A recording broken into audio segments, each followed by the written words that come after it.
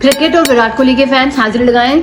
Okay, सो अगर आप cricket और विराट कोहली दोनों के फैन हैं तो ये वीडियो डेफिनेटली आपके लिए है, क्योंकि मैं क्रिकेट और विराट कोहली दोनों की फैन हूँ और आज मैं उन दोनों की मदद से आपको इंग्लिश में कुछ इंटरेस्टिंग सा सिखाने वाली हूँ। Let's get rolling. तो ये तो आप सब जानते ही हैं कि विराट कोहली ने टेस्ट क्रिकेट से रिटायरमेंट ले लिया, ठीक है। और रिटायरमेंट लेने के बाद वो और अनुष्का शर्मा गए प्रेमानंद जी महाराज के, उन्होंने उनके दर्शन करे। वहां जाकर अनुष्का शर्मा कुछ पता नहीं क्या फील हुआ, दुख हुआ या जो भी हुआ, तो वो रोने लग गई वहां जाके, ठीक है। तो ठीक है, इट्स ओके, कुछ ना कुछ चलता रहता है हर किसी के जीवन में, ऊपर नीचे, तो इसलिए जो भी आंसू बहाने लगी, रोने लगी।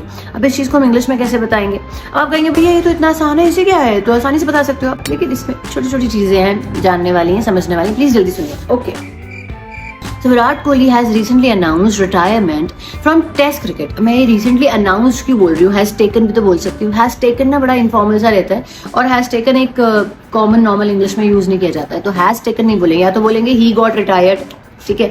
अब got retired क्या होता है? got retired तब होता है जब एक एज अटेन करने के बाद, जब आपकी एक एज हो गई, लाइक आप 60 के हो गए हैं, जो भी एक रिटायरमेंट एज होती है, उसके बाद जब आप बोलते हैं कि हाँ भाई he got retired या he retired।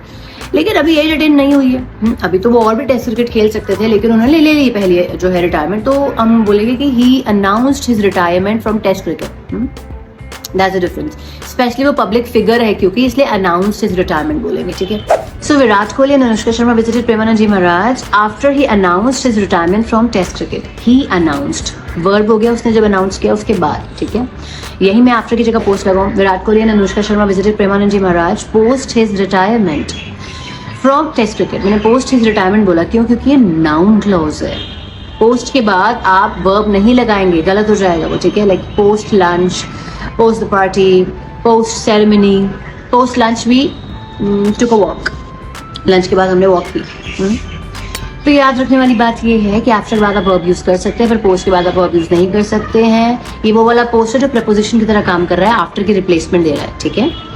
अब क्या हुआ कि वहां जाने के बाद अनुष्का शर्मा की आंखों में आंसू आने लग गए, रोने लग गई वो।